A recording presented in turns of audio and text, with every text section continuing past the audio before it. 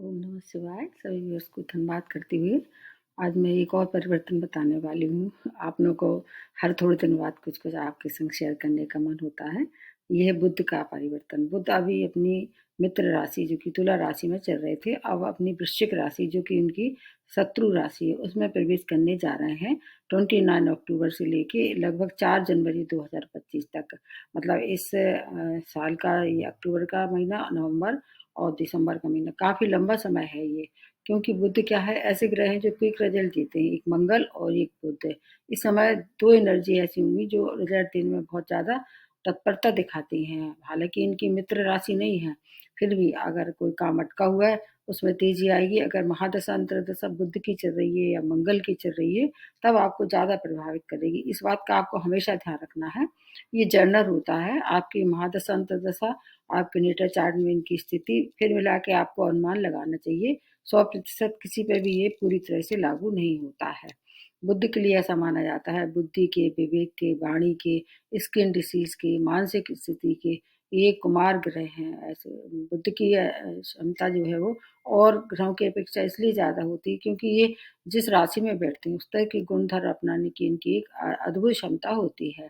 युवराज की पदवी उन्हें मिली हुई है और इसके साथ साथ दो राशियों का स्वामित्व प्राप्त है, मिथुन राशि और कन्या राशि। जहाँ तक इनकी मित्रता शुक्र से है और सूर्य से भी है। इसके साथ साथ शनि को भी अपना मित्र मानते हैं, लेकिन चंद्रमा, मंगल और शुक्र इनके ज़्यादा फ्रेंडली नहीं है या उतने अच्छे रिजल्ट नहीं देते हैं। इसलिए खुशखबरी ये भी है इसके साथ साथ, कुछ समय इनके साथ शुक्र इनके मित्र का साथ रहेगा, कुछ समय सूर्य का साथ भी रहेगा। लेकिन इसके बाद एक और बात इसके साथ जुड़ी हुई है, क्योंकि मंगल अभी जो है वो 20 अक्टूबर से अपनी कर्क राशि नीच में प्रवेश कर चुके हैं। मंगल किसके, वृश्चिक राशि के स्वामी है, इसलिए ये माइनस पॉइंट बन जाएगा इस दौरान। क्योंकि डिस्पोजिटर जो होता है अगर वही नीच हो जाता है तो उतने अच्छे प्रभाव नहीं देता है।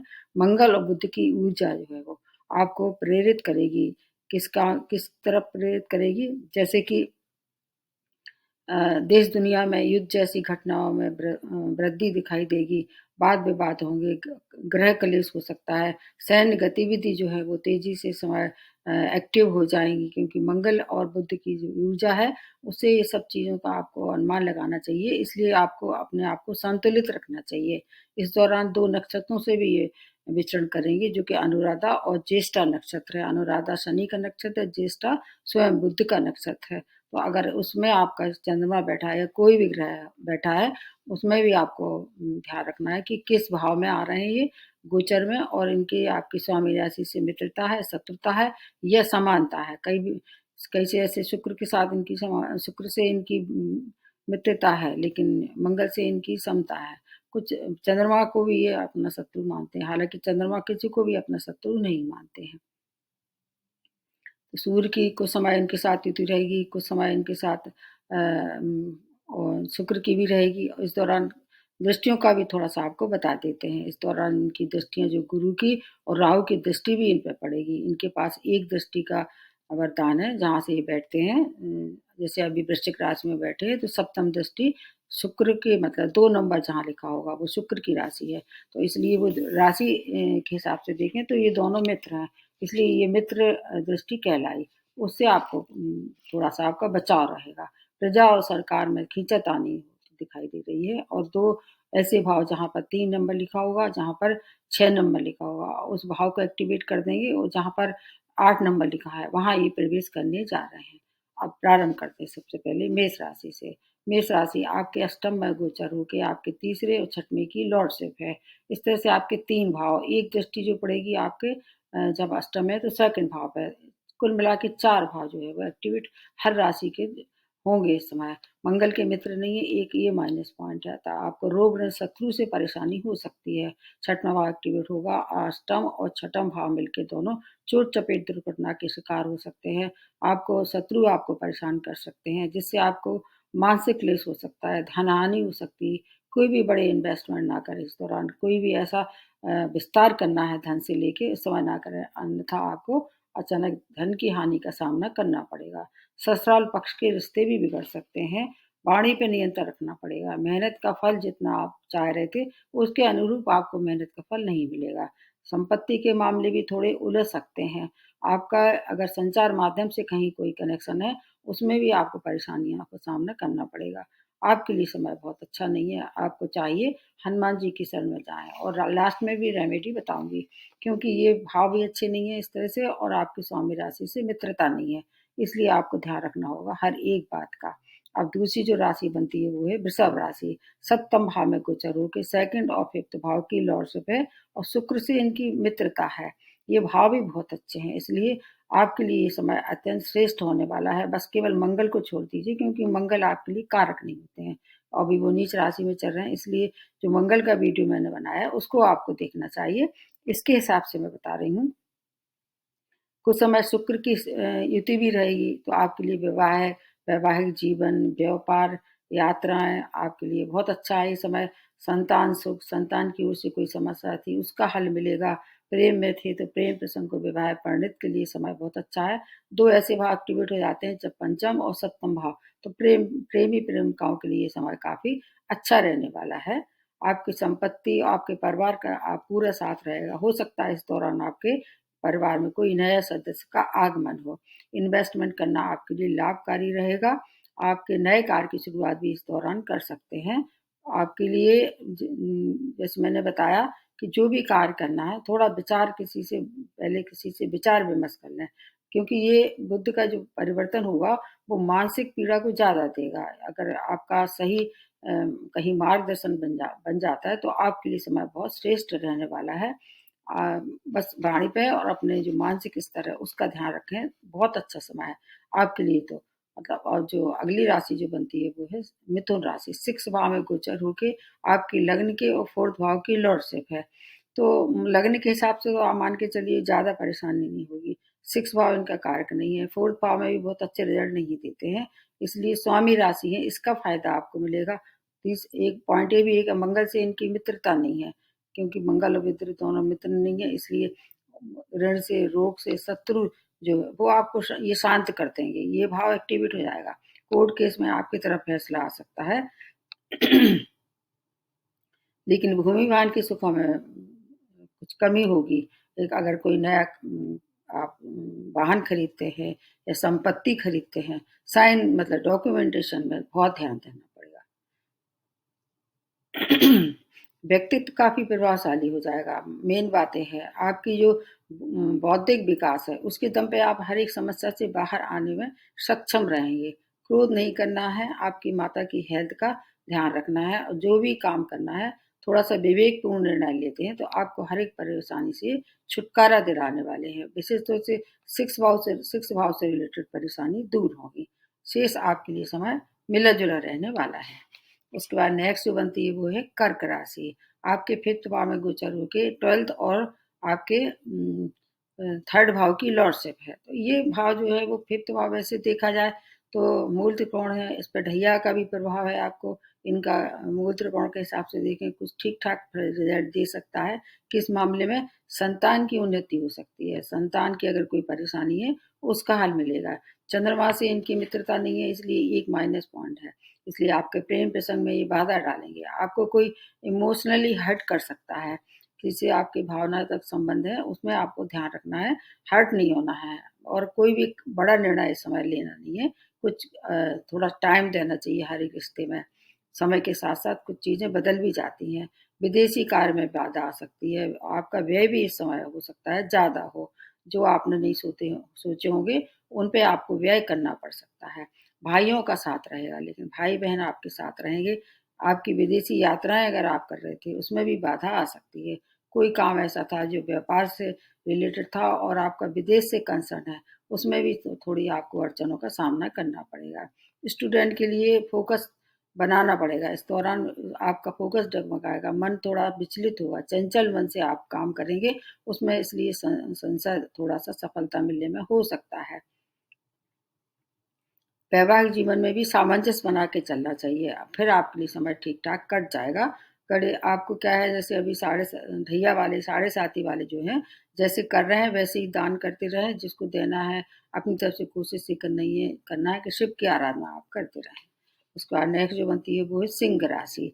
चौथे भाव में गोचर होके आपकी 11th की और सेकंड भाव की लॉर्डशिप है और सूर्य से इनकी मित्रता है। कुछ समय क्या है इनके साथ सूर्य भी रहने वाले हैं कि वैसे सूर्य अच्छी स्थिति में नहीं है, बहुत कमजोर स्थिति में है। इधर मंगल की स्थिति भी बहुत अच्छी नहीं है। लेकिन सबसे अच्छी बात है कि ये आपके स्वामी राशि जो बुध बुध के परम मित्र हैं और मंगल के भी मित्र हैं, इसलिए आप बहुत हानि नहीं पहुंचाएंगे। तीन ही राशियों में अच्छा तालमेल है।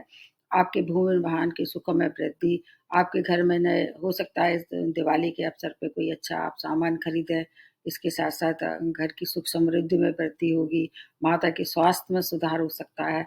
कोई नया संपत्ति वाहन मतलब हो सकता है दिवाली पे आप कोई नए वाहन का शुरुआत करें खरीदने की। ऐसे समय में आपको अगर डॉक्यूमेंटेशन करना है तो सभी राशि वालों को उस पर ध्यान देना है, क्योंकि बुध क्या है, वो मंगल बुध की एनर्जी जो है वो क्विक रिजल्ट मतलब तत्परता, उग्रता, जो भी काम करना है जल्दी करो, ऐसा नहीं करना है। निर्णय सोच समझ के लेना है। आपकी माता की हेल्थ में भी सुधार होगा, उससे घर का वातावरण भी सुखद रहने वाला है। कैरियर में उन्नति होती नजर आई। दो ऐसे भाव आपको एक्टिवेट होंगे दिवाली के समय, एक आपका 11th, एक आपका सेकंड भाव। आपकी संपत्ति का लाभ, आय के नए नए स्रोत इस दौरान, नए कार्य की शुरुआत भी कर सकते हैं। गवर्नमेंट सेक्टर से आपको काफी कुछ अच्छी सौगातें मिल रही हैं। अगर कोई गवर्नमेंट सेक्टर में जुड़ के काम कर रहे थे, उससे आपको धन लाभ होगा, उससे आपकी आर्थिक स्थिति में सुधार होगा। बड़े भाई बहनों से संबंध अगर कहीं बिगड़ गए थे इस दौरान, उसमें भी मधुरता आएगी।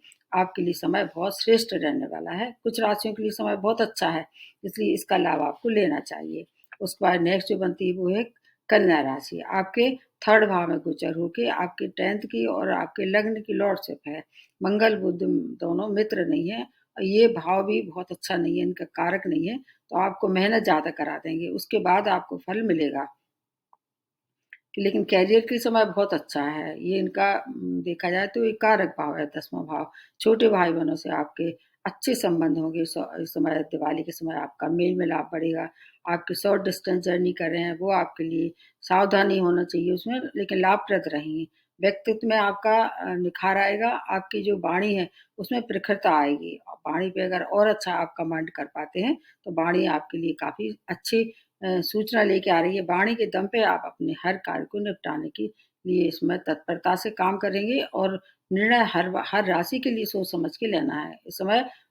वैसे अगर आपकी स्वामी राशि है आपकी तो वैसे ही अच्छी बुद्धि होती, लेकिन मंगल की वजह से आपको थोड़ा सा उग्रता तत्परता नहीं दिखाना है। जो काम करना है थोड़ा सा धैर्य से और गंभीरता से विचार करके फिर आगे बढ़ेंगे। तो व्यापारियों के लिए समय अच्छा है। मतलब दिवाली पे कुछ व्यापारियों के लिए अच्छी सौगात हो सकती है, जिससे आप बहुत सारा मतलब धन की कमाई कर सकते हैं या आपकी अर्निंग बढ़ सकती है। उसके बाद नेक्स्ट जो बनती है वो है तुला राशि। सेकंड भाव में गोचर के 9th की और 12th की लॉर्डशिप है और शुक्र के परम मित्र हैं ये बुध। इसमें कुछ चीजों का बहुत अच्छा इस समय सम्मिश्रण हो रहा है। जैसे धन लाभ होगा, परिवार का साथ रहेगा, वाणी आपकी काफी अच्छी हो जाएगी, मधुरता जिसको कह सकते हैं, माधुर्य हो जाएगा आपकी वाणी में, क्योंकि भाग आपके साथ रहेगा। इसलिए अगर आप विदेशी कार्य में आप कहीं से कैसे भी आपका कनेक्शन था, चाहे वह आपको जॉब से रिलेटेड, चाहे व्यापार से रिलेटेड या किसी और तरह का काम अटका हुआ था, उसमें प्रगति आएगी। उस पर थोड़ा सा व्यय करना पड़ेगा आपको। पिता के साथ संबंध में मधुरता, पिता की उन्नति हो सकती है और इसके साथ साथ उनके साथ मिलकर कोई नए व्यापार की भी शुरुआत कर सकते हैं। समय बहुत ज्यादा स्मरणीय रहने वाला है तुला राशि के लिए, क्योंकि शुक्र का साथ रहेगा कुछ समय। शुक्र बुध मिलके आपके लिए ऊंचाइयों तक पहुंचाने वाले हैं। अपने पिता का सम्मान आपको निश्चित रूप से करना ही चाहिए। उनको अगर आशीर्वाद लेते हैं तो ये समय आपके लिए बहुत श्रेष्ठ रहने वाला है। अब उसके बाद नेक्स्ट जो बनती है वो वृश्चिक राशि। आपके तो लग्न में ही ये गोचर हो रहा है और आपके स्वामी राशि से मित्रता नहीं है। आपके अष्टम और 11th भाव की लॉर्डशिप है। तो आपके लिए सबसे पहले तो ये बता देते हैं, आपके उग्रता और आपका क्रोध आपको बहुत परेशानी में डाल सकता है। आप गलत निर्णय ले सकते हैं, इसलिए कोई भी निर्णय लेना है बहुत सोच समझ के लें। अगर ड्राइविंग करते हैं तो सावधानी रखें। कोई भी रिस्की कार्य ना करें। ये जो भाव है अष्टम भाव, उससे परेशानी हो सकती है। स्वास्थ्य की तरफ ध्यान दें। आय के लिए समय बहुत अच्छा है। दिवाली पे आपको बोनस मिल सकता है। आपकी जो वाणी है बहुत अच्छी हो जाएगी। बड़े भाई बहनों के साथ थोड़ा आपको तालमेल ज्यादा बना के चलना है, अन्यथा वहां रिश्ते खराब हो सकते हैं। तो प्रतिकूल समय है, इस समय एक तो आपका ढैया भी चल रहा है, ऊपर से आपके स्वामी राशि मंगल है, और इसके अलावा जो अभी नीच राशि में हो चुके हैं मंगल, इसलिए उसका आपको उसकी वजह से परेशानी हो सकती है। उस पर नेक्स्ट जो बनती है वो है धनु राशि। आपके 12th भाव में गोचर होके 7th और 10th की लॉर्डशिप है, और धनु राशि किसकी? बृहस्पति की राशि है। तो बृहस्पति में मंगल में तो मित्रता, लेकिन मंगल नीच राशि में है, सूर्य में इस समय नीच राशि में, दो ऐसे ग्रह जो आपके कारक हैं वो इस समय अच्छी स्थिति में नहीं, कमजोर स्थिति में है, इसलिए मिला जुला प्रभाव रहेगा। विवाह के लिए समय अनुकूल है। विदेशी यात्राएं करेंगे, उन पर व्यय हो सकता है। कैरियर के लिए समय अत्यंत श्रेष्ठ है। अगर नए जॉब की तलाश थी, अब वो खत्म होने वाली है। पुराने जॉब में प्रमोशन, बॉस का साथ रहेगा। वैवाहिक जीवन और साझेदारी में जो तो आपको अपने मन को थोड़ा संतोष देना पड़ेगा। नए व्यापार की शुरुआत ना करें। वैवाहिक जीवन अगर पहले से ही मतभेद चला आ रहा है तो उसको तूल ना दें, उसको अपने तक ही सीमित रखें। सुलह समझौता से वो निपटा लें। तालमेल बना के चलेंगे तो स्थितियां आपके पक्ष में रहेंगी। अन्यथा वहां हो सकता है कि विचार का मतभेद ज़्यादा हो, उससे अलगाव भी हो सकता है। इस दौरान आपके लिए समय मिला-जुला है। आपको अपने दिनचर्या का ध्यान रखना होगा, और वाणी पे आपको भी नियंत्रण रखना पड़ेगा। जब ये 12th भाव में है तो एक दृष्टि इनके 6th भाव पे पड़ेगी 12th भाव से, तो कोर्ट केस में अगर कहीं से इन्वॉल्वमेंट था तो उसमें आपके पक्ष में निर्णय आ सकता है। रोग और शत्रु से आपको परेशानी हो सकती है। उसके बाद नेक्स्ट जो बनती है वो है मकर राशि। आपके 11th भाव में गोचर होकर 6 और 9th की लॉर्डशिप है। इस समय क्या है, आपके कारक ग्रह हैं वैसे भाग्य से हैं, और मंगल जो है वो आपके लिए कारक है, इसलिए वो खराब स्थिति में है। इधर सूर्य भी आपके लिए अच्छे नहीं है। हालांकि सूर्य की निष्ठा आपको ज्यादा हानि नहीं पहुंचाएगी, क्योंकि उनका जो भाव है आपके लिए उतना खराब नहीं है। अब अभी 7.5 जो है वो लास्ट फेज चल रही है, उसका वीडियो मैंने आपको एक बना के दिया है। अब आप लिए बहुत खुशखबरी है मकर राशि वालों के लिए। किस मायने में? आय के नए स्रोत, इसके साथ साथ बड़े भाई बहनों का सहयोग, मित्रों का मिलन, मित्रों से या भाई बहनों से संबंध खराब हो रहे थे, अब उसमें मधुरता आएगी। भूमि वाहन के लिए समय बहुत अनुकूल है, लेकिन डॉक्यूमेंटेशन में आपको देख परख के साइन करना होंगे। संतान की समस्याओं का समाधान होगा, क्योंकि एक दृष्टि जो पंचम पे पड़ेगी वहां से, इसलिए संतान से संबंधित कुछ शुभ समाचार प्राप्त हो सकते हैं। शेयर मार्केट से दूर रहना है। अभी 7.5 के प्रभाव में थोड़ा बहुत रहेंगे, लेकिन काफी कुछ कमजोर होगा इस स्थिति में का शनि, इसलिए ज्यादा हानि नहीं होगी। फिर भी आपको दूर रहना है, बड़े इन्वेस्टमेंट नहीं करना है। कोर्ट केस में कहीं से फंसे हुए थे, उसका फैसला आपके पक्ष में आ सकता है। ऋण से मुक्ति हो सकती है। हेल्थ की केयर आपको भी करनी चाहिए, और ड्राइविंग करते हैं अभी भी सावधानी रखें, मार्च तक कम से कम। उसके बाद की स्थिति का आपको दोबारा बता देंगे। उसके बाद नेक्स्ट जो बनती है वो कुंभ राशि। आपके 10वें भाव में गोचर होके 5th और 8th की लॉर्डशिप है। कुछ मायने में आपके लिए समय बहुत अच्छा है। जैसे कैरियर के लिए समय बहुत अच्छा है। आप भी 7.5 के अभी सेकंड फेज में चल ही रहे हैं। नए जॉब की प्राप्ति भी हो सकती है। संतान की ओर से कोई चिंता सता सकती है, आपको वहां सावधानी रखनी पड़ेगी। अगर उनसे संबंधित कोई निर्णय लेना है, या आपको अपने मतलब अपने बच्चे को कहीं बाहर भेजना है, हायर एजुकेशन के लिए भेजना है, तो जो भी काम आप करते हैं कोई आपको ठग ना ले, चीटिंग ना कर दे, इसको ध्यान में रखते हुए फिर आगे बढ़ना है। प्रेम प्रसंग के लिए समय बहुत अच्छा नहीं है, उसमें भ्रम की स्थिति आ सकती है, इसलिए उसको इग्नोर कर दें, और कुछ समय के लिए अगर प्रेम में है तो विवाह में परिणत करने के लिए टाल दें। ड्राइविंग में सावधानी रखें। गुप्त शत्रुओं से भी सावधानी हो सकती है। ये समय आपके लिए उतना अनुकूल नहीं है, और जैसे अभी आप 7.5 का कर रहे थे वैसे ही रेमेडी करते रहें। इसकी रेमेडी मैं लास्ट में बताऊंगी। मीन राशि आपके 9th भाव में गोचर होके 4th और आपके 7th की लॉर्डशिप है। आप थोड़ा इस मामले में भाग्यशाली हैं। भाग्य आपके साथ रहेगा। जैसे भूमि वाहन के सुख खरीद में वृद्धि, कोई नया वाहन खरीद सकते हैं, या घर में रेनोवेशन करा सकते हैं, या कोई नया इस समय आप नए घर की भी रजिस्ट्री करा सकते हैं। बस डॉक्यूमेंटेशन आपको भी देख के परख के करना है।